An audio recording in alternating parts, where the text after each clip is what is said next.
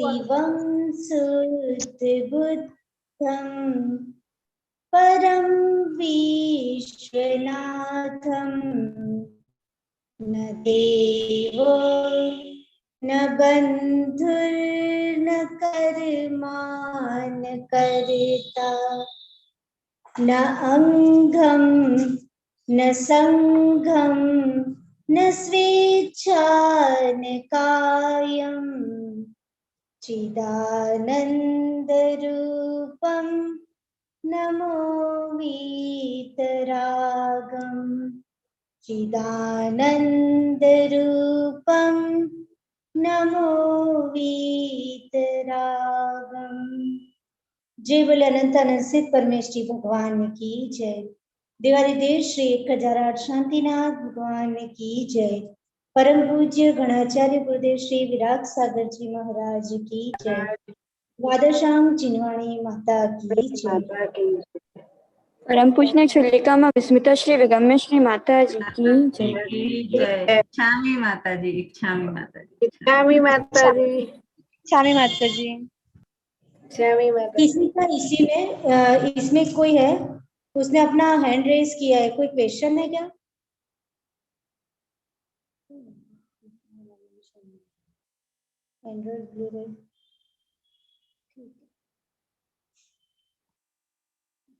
Fine, अपन अपनी class start कर रहे थे। पंचलब्धि अपन देख रहे थे। क्षयक्षम लब्धि में अपन ने देखा था कि जो वर्तमान के सर्वघाती स्पर्धकों का किस प्रकार से सदवस्था रूप उपशम होता है, वर्तमान के जो सर्वघाती स्पर्धक है उनका किस प्रकार से उदयाभावी क्षय होता है, जो सत्ता में जो सर्वघाती स्पर्धक है उनका किस रूप से उपशम करते हैं, और वर्तमान में देशघाती स्पर्धकों का उदय रहता है, उसको क्षयक्षम कहते हैं। और क्षयक्षम लब्धि में अनंत अनंत गुणाहीन होकर प्रोसेस तो यही होती है कि वर्तमान के सर्वघाती स्पर्धकों का उदयाभावी क्षय होता है। जो सत्ता में सर्वघाती स्पर्धक है वो बीच में उदय में ना आ जाए, इसलिए उनका उसी समय उपशम कर दिया जाता है। और जो भी उदय में आ रहे हैं वो देशघाती रूप में उदय में आ रहे हैं। लेकिन क्षयक्षम और क्षयक्षम लब्धि में यही डिफरेंस था कि अनंत अनंत गुणाहीन होकर के उदय में आते हैं, राइट। क्षयक्षम लब्धि में जो सर्वघाती स्पर्धक है उनका जब उदयाभावी क्षय करते हैं उसमें प्रति समय उदयाभावी क्षय किया जाता है, और हर बार अनंत अनंत गुणाहीन होकर के, राइट, वो देशघाती के रूप में उदय में आते हैं। तो क्षयक्षम लब्धि में जीव अपनी विशुद्धि के द्वारा, अपने भद्र परिणाम के द्वारा, अपनी निर्मलता के द्वारा जो सर्वघाती रूप में कर्म उदय में आने वाले हैं उसको हर समय में वो ऐसी प्रोसेस करता है, इतना पुरुषार्थ करता है कि सर्वघाती को देशघाती में कन्वर्ट कर देता है। और इसीलिए बोला जाता है कि वर्तमान के सर्वघाती स्पर्धकों का उदयाभावी क्षय, यानी जो सर्वघाती उदय में आने वाला था उसका हमने क्या कर दिया, अभाव कर दिया, राइट। और क्या हो गया, वो देशघाती में कन्वर्ट हो गए। इसलिए बोलते हैं कि वर्तमान के सर्वघाती स्पर्धकों का उदयाभावी क्षय। और जो नेक्स्ट समय में आने वाले हैं तो इस समय में वो देख रहा है कि सर्वघाती उदय में आ रहा है, फिर वो देशघाती में कन्वर्ट करेगा। लेकिन हर बार याद रखना है कि यहाँ पर क्षयक्षम लब्धि में वो अनंत अनंत गुणाहीन करके वो क्या करता है, कन्वर्ट करता है। और जो उदय में आता है देशघाती रूप में वो भी अनंत गुणाहीन होकर के देशघाती कर्म उदय में आते हैं। फिर विशुद्धि लब्धि थी, तो विशुद्धि लब्धि में थोड़ा और प्रोग्रेस करता है मिथ्या दृष्टि जीव की ये सारी क्रियाएं है, वो अपनी विशुद्धि यानी विशुद्धि के द्वारा, निर्मल परिणामों के द्वारा धर्म के प्रति उसका अनुराग बढ़ता है। धर्म के प्रति जो शुभोपयोग की क्रिया है उसके प्रति उसका अनुराग लगाव बढ़ता है। चाहे वो विशुद्धि लब्धि है, वो किसी को भी हो सकती है, मीन्स भव्य जीव, अभव्य जीव, क्षयक्षम लब्धि, विशुद्धि लब्धि, देशना लब्धि, प्रायोग्य लब्धि, ये चारों लब्धि ऐसी है कि भव्य जीव को भी हो सकती है और अभव्य जीव को भी हो सकती है। उसमें से क्षयक्षम लब्धि और विशुद्धि लब्धि तो जैनेतर किसी को भी हो सकती है। जो व्यक्ति अपने धर्म के प्रति अनुराग का भाव रखता है वो सभी जीवों को विशुद्धि लब्धि होती है। क्यों होती है? क्योंकि उस समय उसके मंद कषाय रूप परिणाम है, राइट। उस समय उसके परिणाम में उग्रता तीव्रता नहीं है, परिणाम शांत है, मंद कषाय है। और अहिंसा, अहिंसा मीन्स वो जो धर्म, जिस धर्म को पालन कर रहा है, जिस धर्म का पालन कर रहा है वो धर्म अहिंसा प्रधान धर्म होना चाहिए। यानी ऐसा कोई धर्म कर रहा है कि किसी की बलि चढ़ा रहा है और ऐसे में बोले कि इसको विशुद्धि लब्धि होगी, तो उस समय उसके तीव्र परिणाम हो गए, राइट। तो जहाँ पे अहिंसा का पालन होता है और मंद कषाय रूप उसके परिणाम है, और जो व्यक्ति जिस जिस धर्म का पालन करता है उस व्यक्ति को उसके मंद कषाय के बल पर विशुद्धि लब्धि होती है। अब थर्ड अपन ने देखी थी देशना लब्धि। तो देशना लब्धि तो बहुत ही इंटरेस्टिंग है। क्या डायरेक्ट देशना लब्धि हो सकती है? कोई जीव प्रथमोपसम सम्यक्त्व प्राप्त करने की प्रोसेस में है और उसको 5 लब्धियों में से पास होना ही होगा, राइट। तो क्या डायरेक्ट थर्ड नंबर की देशना लब्धि में आ सकता है? तो नहीं आ सकता। सीक्वेंस यही है, क्षयोपशम में जाएगा, फिर विशुद्धि में, क्षयोपशम में अनंत गुणाहीन करेगा, विशुद्धि में और उसको प्रोग्रेस करेगा, अपने परिणामों को और निर्मल बनाएगा, फिर उसके बाद देशना लब्धि। तो देशना किसको होगी? देशना तो गुरु की होती है, राइट। लेकिन देशना की प्राप्ति किसको होती है? तो वो तो शिष्य को होती है। देशना हरिहर भगवान की कीर्ति है, देशना गुरु की कीर्ति है। सो वो तो ऑलरेडी सम्यक्त्वी है, उनको थोड़ी प्रथमोपसम सम्यक्त्व प्राप्त करना है। प्रथमोपसम सम्यक्त्व किसको प्राप्त करना है? जो यहाँ मिथ्या दृष्टि, वही जीव प्रथमोपसम सम्यक्त्व प्राप्त करता है। तो देशना तो गुरु की होती है, लेकिन देशना लब्धि किसको होती है? यानी लब्धि दैट मीन्स प्राप्ति। तो देशना लब्धि शिष्य को होती है। अब किस गुरु की देशना? तो जहाँ पे जो गुरु तत्व का उपदेश देते हो, द्रव्य की 6 द्रव्य 7 तत्व का स्वरूप समझाते हो, वेद विज्ञान का स्वरूप समझाते हो, जीव की महत्वता, जीव तत्व के बारे में अपने को ज्ञान देते हो, उपयोग की निर्मलता के द्वारा कैसे शुभोपयोग से शुद्धोपयोग की ओर बढ़ा जाता है, ये सब ज्ञान हमको जहाँ पे तत्व के बारे में मिलता है। और जो गुरु अपने को इस उपदेश को प्रोवाइड करते हैं, उन गुरु की देशना अपने लिए देशना लब्धि का काम बनती है, ठीक है। तो देशना गुरु की होती है और देशना लब्धि शिष्य को प्राप्त होती है।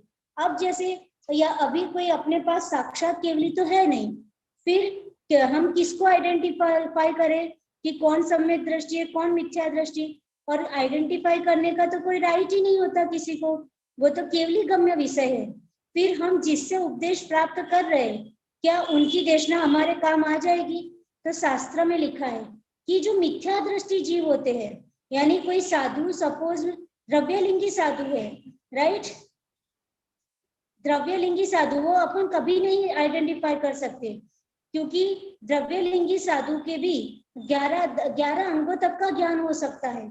और ऐसे साधु की देशना सुन करके कई जीव सम्यक्त्व प्राप्त करके तर जाते हैं, राइट। इसलिए ये नहीं सोचना है कि हम किससे पढ़ रहे हैं, क्योंकि हमको जहां से देशना प्राप्त हो रही है वो उसका मेन सोर्स कौन है? तो केवली भगवान। जो केवली भगवान ने कहा है वो जिनवाणी में आया, और जिनवाणी के थ्रू जो गुरु अपने को तत्व का उपदेश दे रहे हैं, राइट, उनके माध्यम से हम देशना लब्धि प्राप्त कर लेते हैं। तो ऐसे आचार्य, उपाध्याय, साधु, परमेष्ठी का हमको क्या लाभ प्राप्त होना, और उनका लाभ प्राप्त होने से हम अपने जीवन में विशुद्धि के द्वारा क्या कर सकते हैं? देशना लब्धि प्राप्त कर सकते हैं। अकेला सुनना इतना देशना लब्धि नहीं है, राइट। सुनना तो पड़ेगा ही, पढ़ने का कहीं नहीं बोला है। दैट मीन्स देशना लब्धि में सुनने की बात है, राइट। हमने जब देशना लब्धि एक्सप्लेन की थी तब भी समझाया था कि हर जगह सुनने की बात है। जैसे छड़ाला में भी बोला है, क्या बोला है कि हम ये जो लिख रहे हैं वो आप ध्यान से सुनिए, ताहि सुनो भवि मन थिरान, अपने मन को स्थिर करके सुनिए, राइट। तो सबसे पहले सुनने की बात है। हमने बोला था, हमारे गुरुदेव आचार्य श्री विराग सागर जी भी बोलते हैं कि सुनने की आदत तो हमको होनी चाहिए। तो सुनने की, जैसे अपन शास्त्र स्वाध्याय के पहले जो बोलते हैं संस्कृत में, उसमें भी आता है श्रोता रहा सावधान तहा शृण्वन्तु, पठंतु नहीं बोला है, पढ़ने का नहीं बोला है, क्या बोला? सुनिए, सावधान चित्त से, स्थिर चित्त से क्या सुनना है। तो सुनने के बाद ये सुन लिया, के जो मन में विशुद्ध परिणाम थे उसके कारण मंद कषाय के परिणाम से हमने सुन लिया, राइट। लेकिन देशनालब्धि कब हो जाएगी, कब होगी, जब उस जिसको सुना है उसको हम अपनी धारणा में रखेंगे, ठीक है, उसको आत्मसात करने का प्रयत्न करेंगे। जैसे 7 तत्वों के नाम हमने याद कर लिए, हमने 6 द्रव्यों के नाम याद कर लिए, शरीर अलग है आत्मा अलग है, वो गाथा याद कर ली, तो क्या इतने से हमको देशनालब्धि हो जाएगी? तो नहीं। जो ये हमने सुना है उसके प्रति श्रद्धान हमारा मजबूत हो, उसको हम अपनी धारणा में रखें। जो अवग्रह, ईहा, अवाय और धारणा, राइट। तो अवग्रह, ईहा, अवग्रह से हमने सुना, फिर ईहा से हमने विशेष प्रकार से सुनने का प्रयत्न किया। जैसे माता जी ने बोला तत्व होते हैं, तत्व 7 होते हैं, उसके बाद आपने ये कहाँ से बोला, माता जी ने ये जो बात बताई वो किस नए की अपेक्षा से बोला, ये जो विशेष प्रकार की जानने की इच्छा हुई वो आपका ईहा हो गया। और उसके बाद आपने डिसीजन आप पर आए कि हाँ ये जो आत्मा तत्व है वही मेरे प्रयोजन भूत है, राइट, वही मेरे हितकारी है, बाकी सब मेरे लिए कोई हित का नहीं है। जब इस डिसीजन पर पहुंचे वो आपका क्या होगा, अवाय हुआ, राइट। और इस बात को अपनी धारणा में सेट करना, अपनी धारणा में रखना, उसको क्या कहते हैं, देशनालब्धि। देशनालब्धि मीन्स ये जो धारणा, अपनी धारणा में वो चीज लंबे समय तक श्रद्धान में मजबूत तरीके से रखना, वो देशनालब्धि में आएगा, राइट। फिर देशनालब्धि के लिए भी ये बोला है कि जीव को जैसे एक भाव, दूसरे भाव, तीसरे भाव, उसको देशनालब्धि भी कब तक होगी, जब जब वो संघी पंचेंद्रिय पर्याप्त तक होगा तभी उसको क्या होगा, देशनालब्धि हो पाएगी। अब उसके बाद अपन ने बहुत ही इंटरेस्टिंग प्रायोग्य लब्धि देखी थी। तो प्रायोग्य लब्धि में क्या, जीव के परिणाम और विशुद्ध बनते और प्रायोग्य में क्या, एक टेस्टिंग है, एक वहां चेकिंग हो रही है, वहां तपास हो रही है, किस बात की, कि ये जीव है वो सम्यक तो प्राप्त करने के लिए करण लब्धि में एंट्री कर सकता है कि नहीं। करण लब्धि में जो जिस प्रकार की निर्मलता की जरूरत है, जिस प्रकार की विशुद्धि की जरूरत है, उस विशिष्ट प्रकार की जो विशुद्धि उसको चाहिए, उस रूप उसके परिणाम हो पाएंगे कि नहीं हो पाएंगे, वो कर पाएगा कि नहीं, वो सारी चेकिंग, वो सारा प्रयोग किस में होता है, तो वो प्रायोग्य लब्धि में होता है, राइट। तो प्रायोग्य लब्धि में जीव अपने विशालता के अनुरूप, प्रायोगिक लब्धि में जीव अपनी विशालता के विशुद्धि के कारण क्या करता है, जो कर्मों की स्थिति थी, कोड़ा कोड़ी सागरों की जो आयु कर्म को छोड़कर शेष 7 कर्मों की जो स्थिति थी, वो कोड़ा कोड़ी सागरों की स्थिति को भी उसने अपनी विशुद्धि से क्या कर दिया, अंतः कोड़ा कोड़ी सागर कर दिया। यानी कितनी बड़ा काम कर दिया। एक मिथ्या दृष्टि जीव ने मिथ्यात्व अवस्था में रहके मंद कषाय के बल पर ही, क्योंकि वो जीव कहाँ अभी सम्यक्त्व को प्राप्त नहीं हुआ, अभी मिथ्यात्व अवस्था में रहके सिर्फ सम्यक्त्व के अभिमुख है, और सम्यक्त्व के अभिमुख होने से उसके में वो उपयोग, उसका उपयोग सम्यक्त्व की तरफ है, और उपयोग का पावर इतना अच्छा है उसका, तो अभी उपयोग उसका सम्यक्त्व की हो रहे, उसी से उसने इतना बड़ा काम कर लिया कि उसने अपने वर्तमान को, भूतकाल को और भविष्य को, तीनों को ही सुधार लेता है।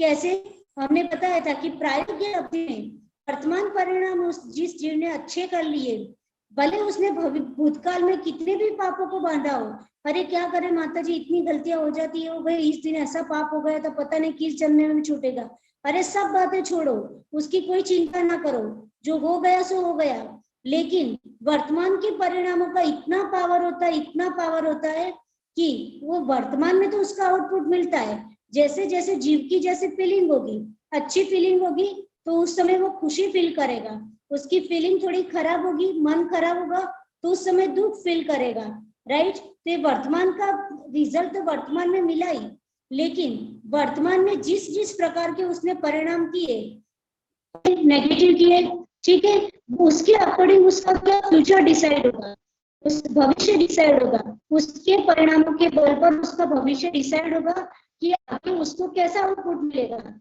संकलेश परिणाम करता है जी, तो आगे का भविष्य उसको वैसा ही होगा, संकलेश वाला। तो अच्छा परिणाम करता है तो क्या होता है, भविष्य भी उसका अच्छा होगा।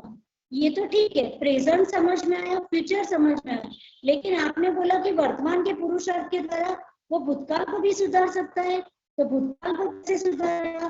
तो आपने देखा था प्रायोगिक लब्धि में कि कोड़ा कोड़ी व सागर वाली जो स्थिति थी कर्मों की, उसको सबको उसने कम करके कितना कर दिया था, अंत कोड़ा कोड़ी सागर में कर दिया था।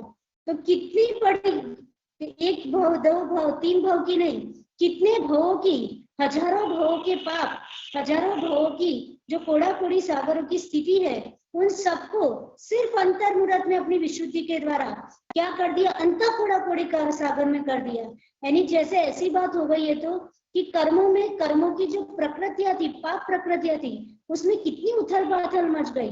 जैसे कल्पांत काल की हवा, यानी जो अपन छठे काल का अंत आता है, तो उस समय कितना आंधी चलती, तूफान चलता है, कितना वो होता है, राइट, प्रलय काल जिसको बोलते हैं। तो वैसे ही ये कर्मों की जो प्रकृतियां है, जो भवों की हमारे स्टॉक में पड़ी हुई है, वो भूतकाल में जो हमने बांध के आए हुए हैं, उसको अपने पुरुषार्थ के द्वारा सम्यक्त्व की अभी प्राप्त नहीं हुआ, अभी जा रहा है, लेकिन अपने विशुद्धि के द्वारा, जैसे प्रलय काल में जैसे जिस प्रकार का एटमोस्फेयर बनता है, वैसी जो कर्मों की स्थितियां थी, उसमें भी क्या इतनी भयंकर उथल पाथल मच जाती है, कर्मों की प्रकृति अभी इधर उधर दौड़ने लगती है कि हम क्या करें क्या करें, ये जीव तो इतने विशुद्ध परिणाम कर रहा है, और इनकी कर्मों की स्थितियां घट करके हजारों भावों के पापों की स्थिति वो कितनी कर देता है, अंत कोड़ा कोड़ी सागर में कर देता है। तो कितना बड़ा काम उसने प्रायोगिक लब्धि में उसने जीव ने कर लिया। अब इतना करने के बाद जीव यहाँ पे उसने चेकिंग की, इतना चेकिंग में वो पास हो गया, उसने अंत कोड़ा कोड़े कर लिया, अनुसार स्थान का उसने द्विस्थान में अनुभव कर दिया। अपने देखा था जो अनुभव था उसको लता और किया था, कर्म की देखी थी, ठीक है। पाप प्रकृतियां, अघातीय कर्म की पाप प्रकृति अपन ने कौन कौन सी देखी थी,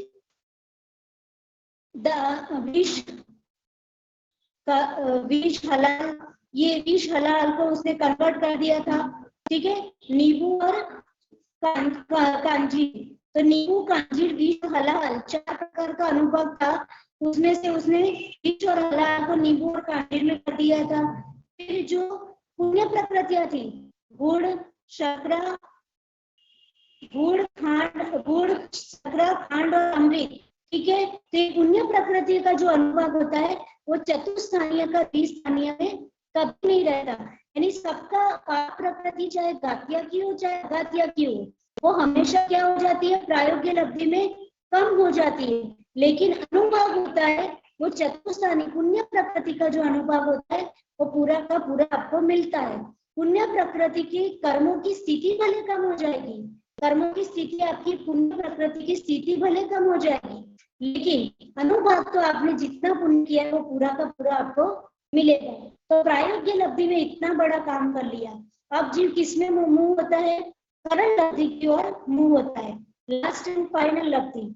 तो जो करण लब्धि में एंट्री करेगा उसका रूल अपन ने क्या देखा था कि जो करण लब्धि में आएगा उसका मतलब अंतर्मुहूर्त के बाद उसको सम्यक होगा ही होगा, राइट। यानी ये भी कह सकते हैं कि करण लब्धि में वही जीव आ सकता है जिसको अंतर्मुहूर्त के बाद प्रथमोपसम सम्यक प्राप्त होने वाला है। उसका मतलब करण लब्धि में आया तो उसको अंतर्मुहूर्त के बाद प्रथमोपसम सम्यक प्राप्त होगा। सकता है कि 15 दिन 15 दिन आए तो सब हम लब्धि से होना था, तो विशुद्धि और प्रायोगिक लब्धि में सीधा करण लब्धि पढ़ा देती, या हम करण लब्धि कर लेते, सीधा प्रथमोपसम सम्यक तो मिल जाता। ये 4 में इतना टाइम लगाने की क्या जरूरत थी, तो ऐसा नहीं है, राइट। क्योंकि 4 बाकी की जो लब्धि है वो करनी होगी, जो 4 करेगा वही करण लब्धि में एंट्री कर पाएगा। ऐसा नहीं है कि जंप लगा के, आवाज नहीं आ रही है, कट के आ रही है। हाँ, नेटवर्क का इश्यू है ना, नेटवर्क का इश्यू आ रही है।